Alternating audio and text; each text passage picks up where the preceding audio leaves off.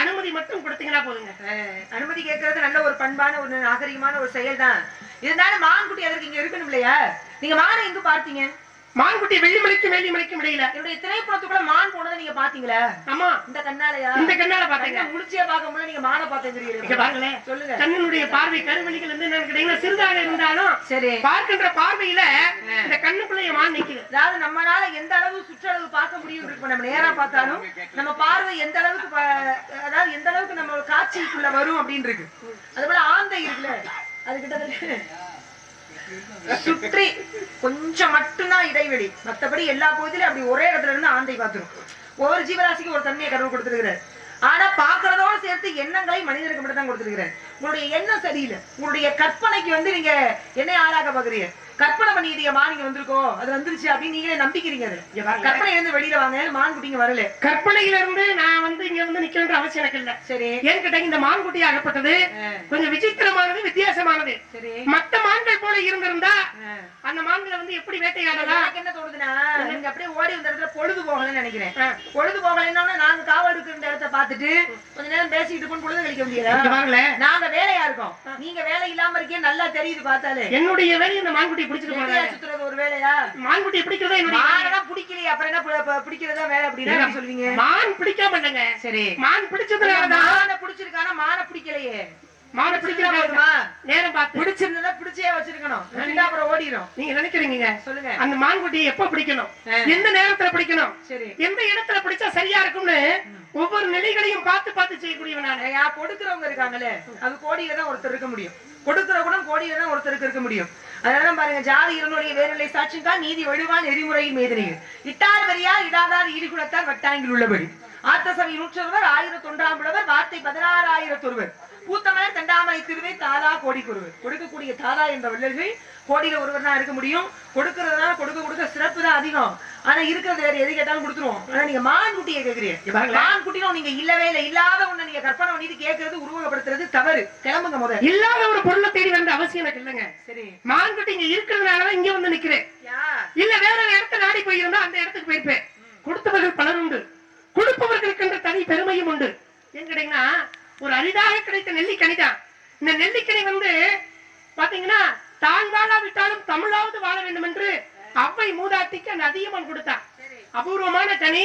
இந்த கனி என்னன்னு கேட்டீங்கன்னா, ஒரு மிகப்பெரிய மலையில சரிவான பகுதியில கீழே இறங்கி பாத்தீங்கன்னா ஒரே ஒரு மரம், அந்த ஒரு மரத்துல ஒரே ஒரு கனி.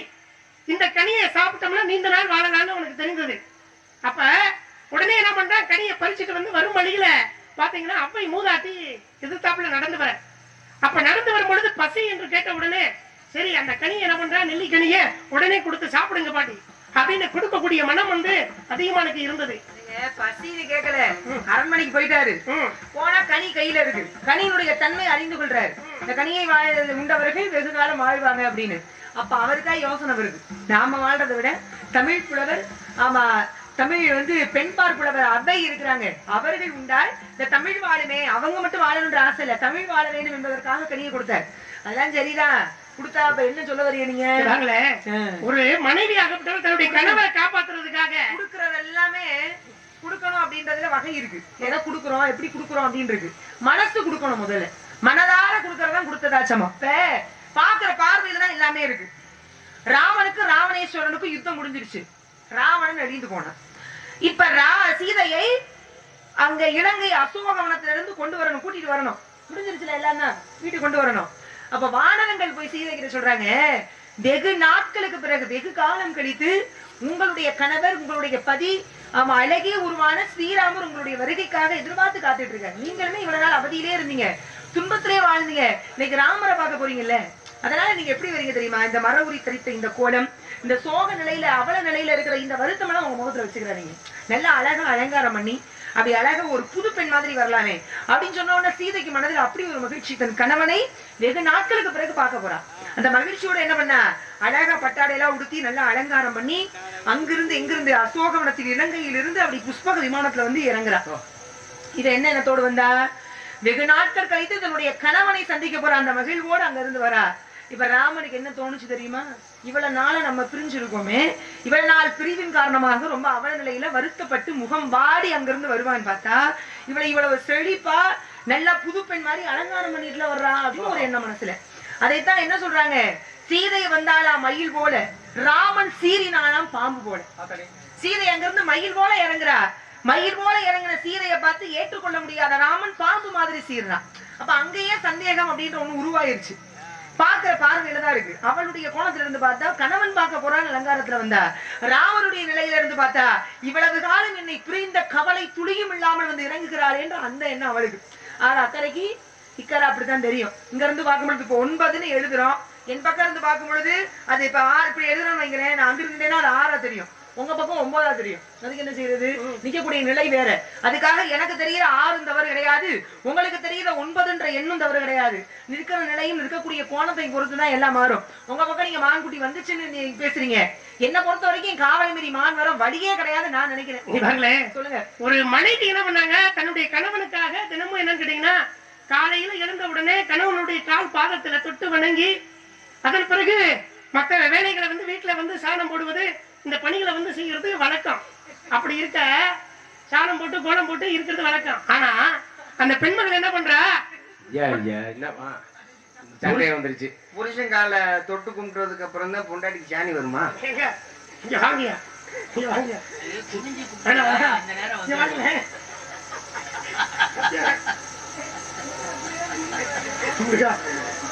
அப்ப அவர் போனதுக்கு அப்புறம் கூப்பிடாதீங்கன்னா நீங்க கேக்குறீங்களா?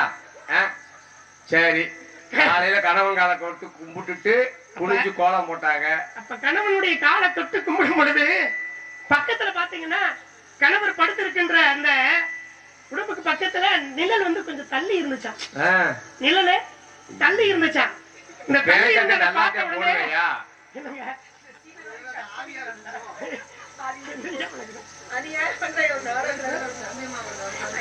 அப்ப அவரை கூட பேச விடுமா?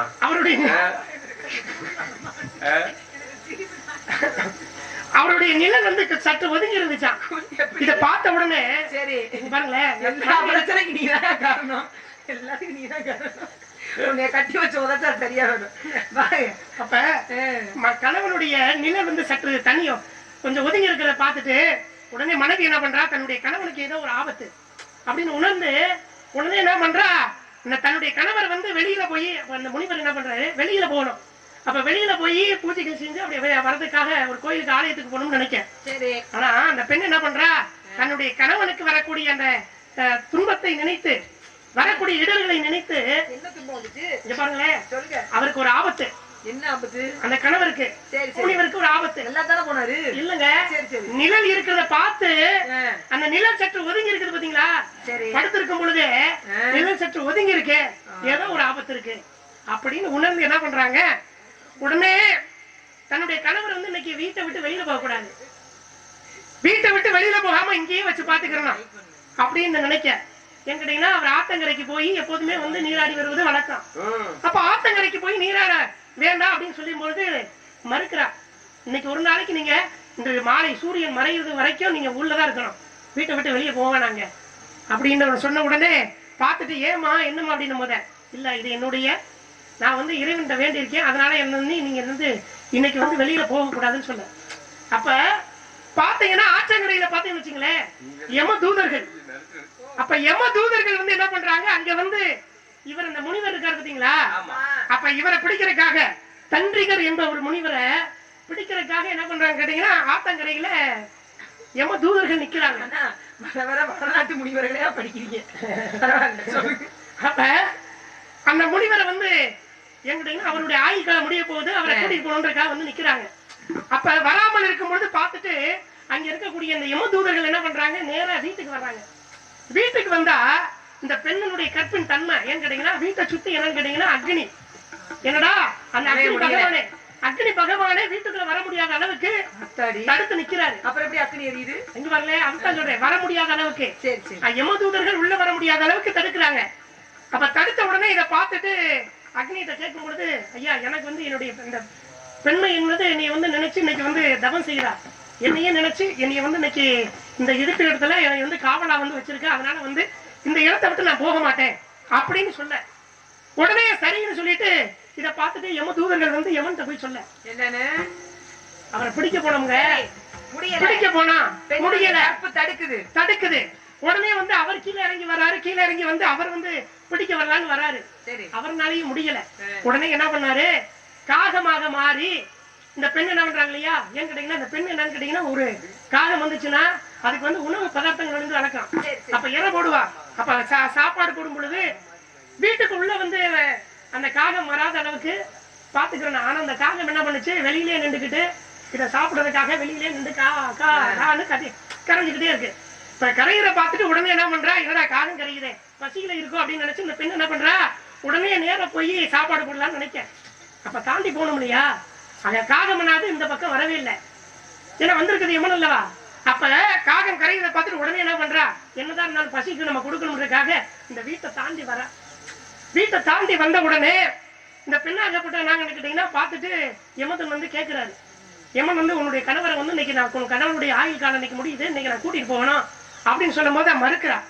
உடனே என்ன பண்றா, அந்த பெண்ணை வந்து உடனே அந்த பக்கத்துல இருக்கக்கூடிய அந்த கிணற்றுல போய் விழுந்து கிணத்துல இறந்து போறா. அப்ப இவனுக்கு ஆயுள் காலம் இன்னும் முடியலையே, ஆயுள் காலம் இன்னும் முடியலையே, முடியாமல் இருக்கும் பொழுது இவனை எப்படி நம்ம கொண்டு போறது அப்படின்னு யமன் நினைச்சாராம். உடனே அந்த பெண்ணை வந்து என்னன்னு கேட்டீங்கன்னா கிணத்துல விழுந்த பெண்ணை வந்து காகமா மாறி காகமா மாறி இந்த காகமா என்ன கேட்டீங்கன்னா இன்னைக்கு ஒவ்வொரு வீட்லயும் வந்து காகமா வந்து நிக்குதுன்னா முன்னோர்கள். ஆனா யமதர்மன் வந்து வந்தது அப்ப. ஆனா இது வரைக்கும் இந்த பெண்ணாக காகமாக இருக்கிறது பாத்தீங்களா, அந்த காகமாக இருக்கக்கூடிய பெண் யார் அப்படின்னு கேட்டீங்கன்னா பூந்ததி அப்படின்ற ஒரு பெண் தான் இது வரைக்கும் காகமா ஒருத்தி எப்படி இருப்பா இல்லங்க. அந்த நேரத்துல காகமா வந்து தன்னுடைய கணவரை வந்து காப்பாத்துறதுக்காக வெளியில இருந்து காப்பாத்துறாங்க. வந்து ஒரு பேச்சுவார்த்தைக்கு வருவோம், என்னங்க மான கூட தேடி கொடுத்துக்கிறேன். சரி எப்படி பேசாதீங்க, முடியல சரியா.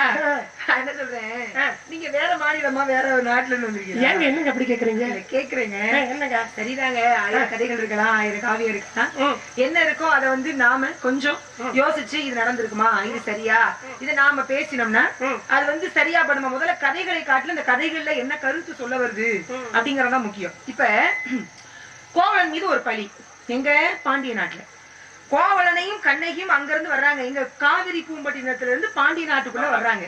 அப்படி பாண்டிய நாட்டுக்குள்ள வரும்பொழுது மீன் கொடி பறக்கக்கூடிய அந்த காட்சி எப்படி இருக்குதா, இங்க வராதன்னு பறந்துச்சான்.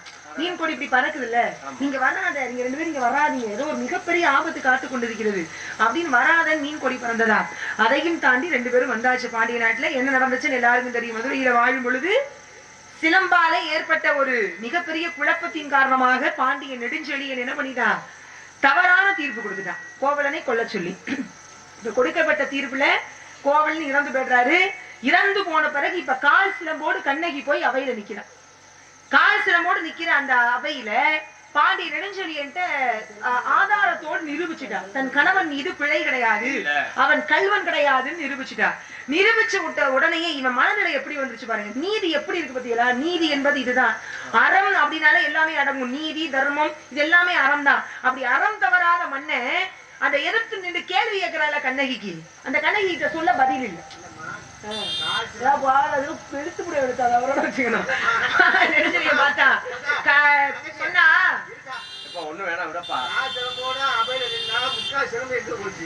கால் சிலம்பு கால் சிலம்புல அவர் பாக்குறாங்க.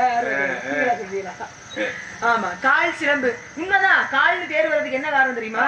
உடம்புல அது கால் பகுதி, அதனால அதுக்கு பேர் காலு. இது அரை பகுதி, அதனால அதுக்கு அரைஞானே பேரு. அரைஞாங்கயிறுன்னு ஏன் சொல்றோம்? பேசுவியே, ஏன் பேச மாட்டீங்க? ஆமா, சொல்றோம்ல அருணாகவர் அருணாகவர்னு. அது அரைஞான் கயிறு.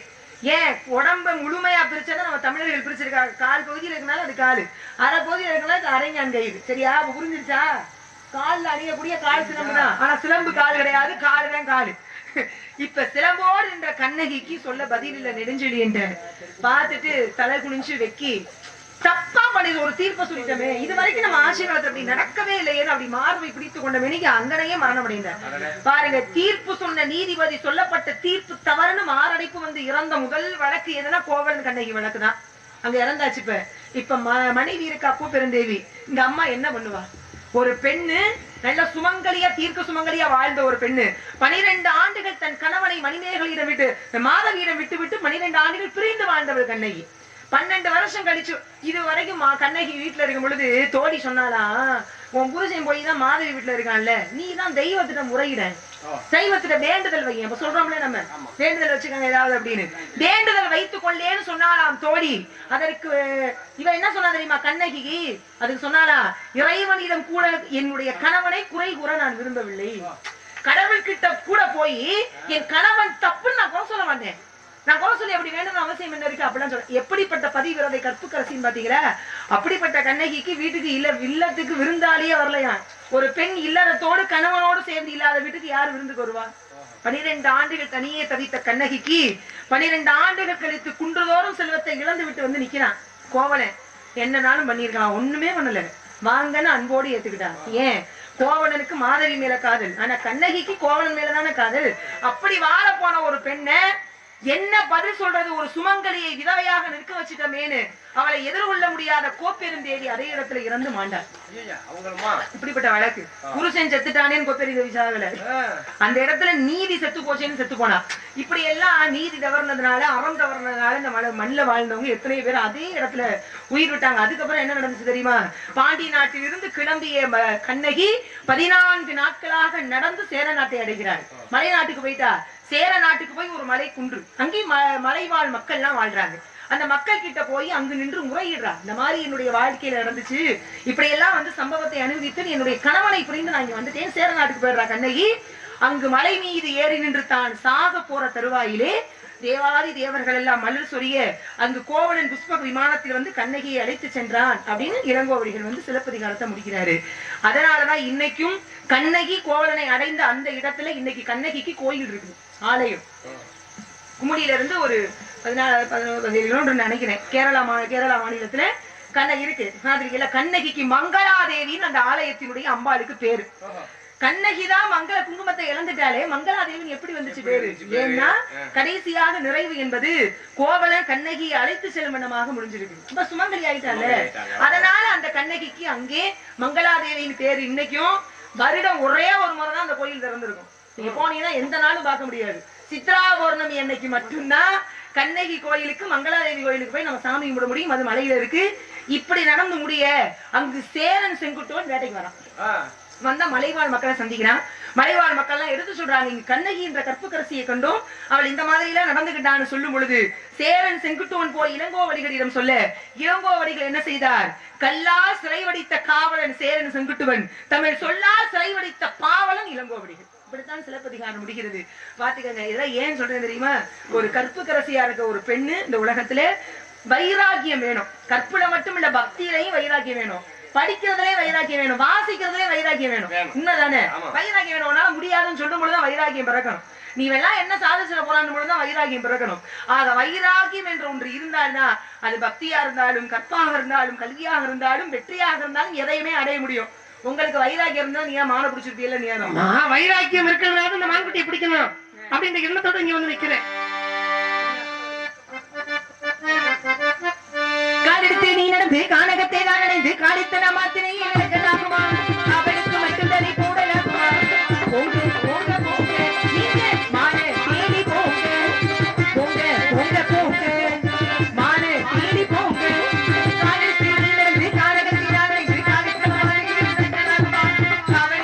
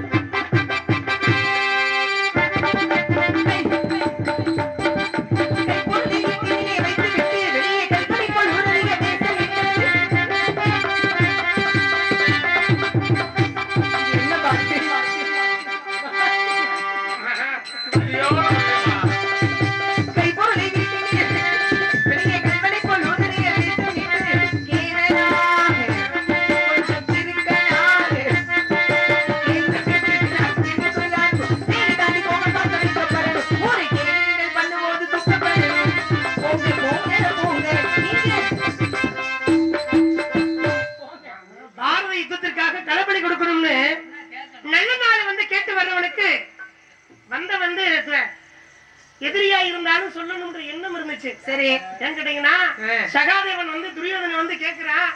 கேட்கும் பொழுது ஒரு நல்ல நாள் வேணும். பாட்டு பாடுறாங்க, பாட்டு பாடு. அப்படியா? ஆமா, உங்க பாட்டை ரசிக்கிறார். குரல் வளம் அப்படி இருக்கான். பாடுங்க. வெள்ளி மல்லி வெள்ளி புள்ளி வணக்கம், நான் தேடி வந்த மானுவேலை எனக்கும். வெள்ளி மல்லி வெள்ளி புள்ளி வணக்கம், நான் தேடி வந்த மானுவேலை எனக்கும். இது என்ன சொல்லி புறங்களாதே வெள்ளி தன்னா தானா தருவலா தானா உண்டாமல் சிறுபடையும் மாலையும் தருவதையும் பொறுக்கும் நான் என்னை தேர்ந்தா தனி சிறப்பு.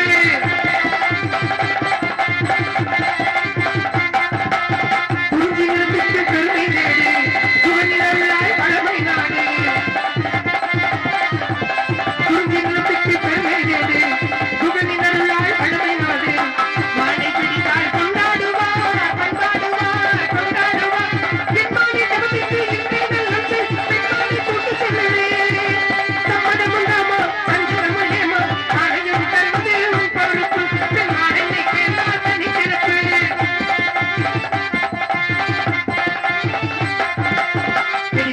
விட்டு இங்கு நடுவில்லையம்மா என்ன மனம் என் அருகே நிற்பதற்கு நான் இருக்கேன் நிற்பதற்கு நான் இருக்கேன் நிற்பதற்கு நான் இருக்கேன். அம்பு வச்சு பானமட்டா உசுறு போயிடும் புளி பறிச்சு விழுந்துட்டா ஊனமாயிரும்.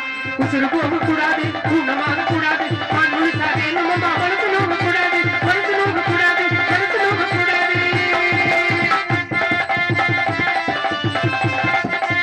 பரமன் கையில் ஒரு தாரகமானு பரந்தாமன் செய்யது பாரிசமானு. பரமன் கையில் ஒரு தாரகமானு பரந்தாமன் செய்யது பாரிசமானு. என்னை இடையில புள்ளிமானு புள்ளிமானு புள்ளிமானு பெண்மானி தவத்திற்கு இன்றைய நல்கு பெண்மானை தூக்கி செல்லவே சம்மதம் உண்டாமா சஞ்சலம் ஏமா ஆணையம் தருவது ஒரு பொறுப்பு பெண்ணான் என்னை சேர்ந்தால் தனி சிறப்பு.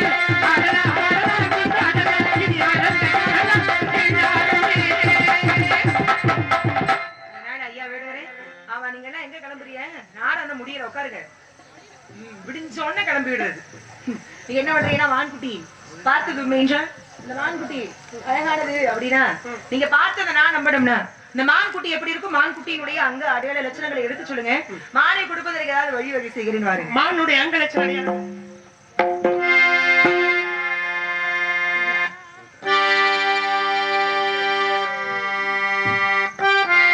கஜாத கானகத்தே நின்றுள்ளாவும்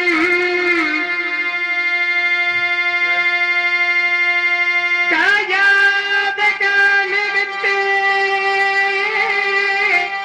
நின்றுள்ள உணர்காரியே ஏ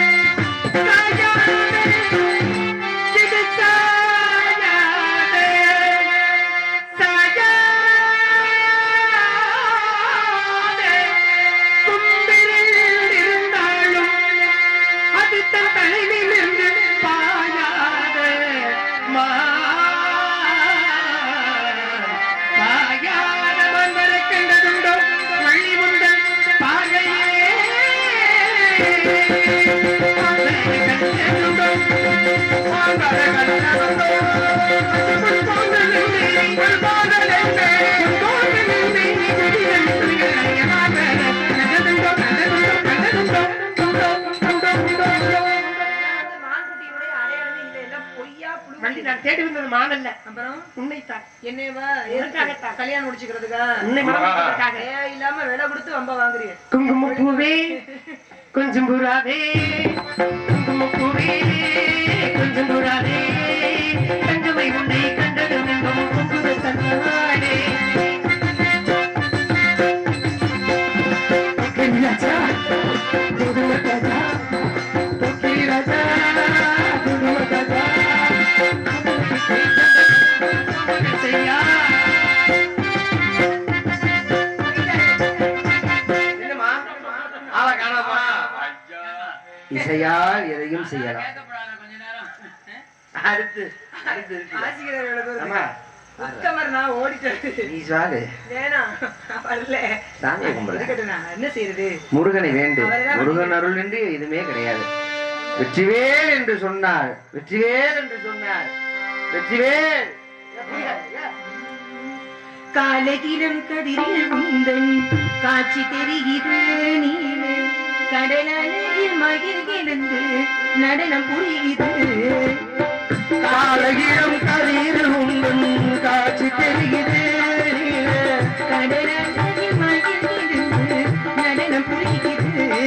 கலையாகுது இலையாகுது கவியாகுது. காலகிரம் கதிரில் உந்தன் காட்சி தெரிகிறது.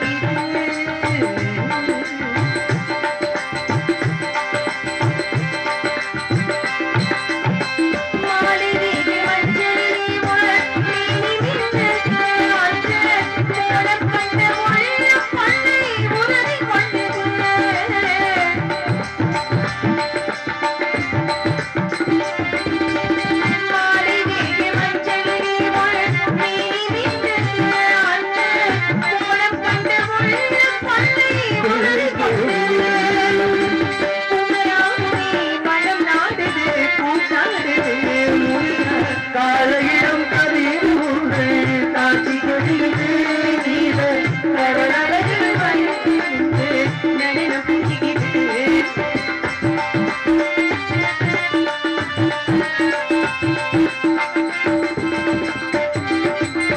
வீரேந்தும் வீரம் வெற்றிட சிகரமாகுது. வெற்றி வேல் வெற்றி வேலாய் இன்றைய சேவல் பூகுது. சக்தி வேல் சக்தி வேல் என்றே சேவல் பூகுது. சக்தி வேல் சக்தி வேல் என்றே சேவல் பூகுது. வீரேந்தும் வீரம் வெற்றி சிகரமாகுது. வெற்றிவேலா என்று சேவல் பூகுது. நிழல் போடுது பரிவேலது துணையாகுது ஆடுது. காலகிரம் கதிரில் உந்தன் காட்சி தெரிகிறது, கடலழகில் மகிழ்கிழந்து நடனம் புரிகிறது. முருகாதனே முருகா, முருகாதனே முருகா, முருகாதனே முருகா. வெற்றிவேல் முருகனுக்கு ரோகரா. வள்ளி, வேலனாக வந்ததும் நானே, வேடுவனாக வந்ததும் நானே. உமக்கு வேண்டிய வரங்களை என்னிடம் கேள். வரம் வேண்டும் முருகா.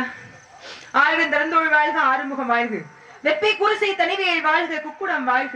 செவ்வேல் ஏறிய மங்கை வாழ்க, ஆனைதர் அணங்கு வாழ்க. மாறிலா வள்ளி வாழ்க, வாழ்க செடியார்கள் எல்லாம் என்று இந்த உலகத்தில் வாழக்கூடிய பக்தர்கள் அனைவருக்கும் வள்ளி தெய்வயான தேவ சமேத சண்முகநாத பெருமாளாக காட்சி கொடுக்க வேண்டும். அப்படியே ஆகட்டும். வெள்ளி தீவானை என்ற பெயருடன் சிறப்புடன் பேர் பெற்று விடுங்கம்மா என்ற பூர்த்தி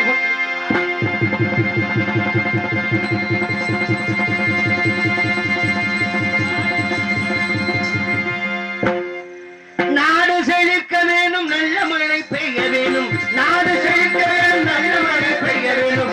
ஊரு செழிக்க வேணும், ஞான தங்கமே ஊராறு நம்ம வேண்டும். பட்டி பெருக வேணும், பால் பால பூங்க வேணும். பட்டி பெருக வேணும், பால் பால பூங்க வேணும். ஊரு பெருக வேணும், ஞான தங்கமே ஊராரெல்லாம் வாழ வேண்டும். பரமான பின்னமுடனே பாடாத உலகே சீரா